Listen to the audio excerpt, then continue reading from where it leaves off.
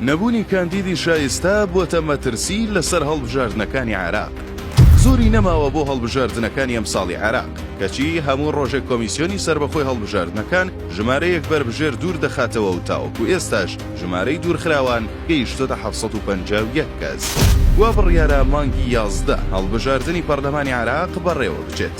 بەڵام چەندین مانگە ئەرکی کۆمیسیۆنی هەڵبژاردنەکان تەنیا بووەتە چاکسازی و پاککردنەوەی لیستی بربژێرەکان لە کەسانی نەشیا و نەگونجاو، کەسانێک کە ڕابردوو و پێشینەی تاوان و گەندەڵی و گرفتی یاساییان هەیە و بۆ بربژێر بوون مەرجە پێویستەکانیان تێدا نییە. ئەرەماش بووەتە گرفتێکی گەورە لە بەردەم کۆمیسیۆن و حکوومەتی عێراقیشدا.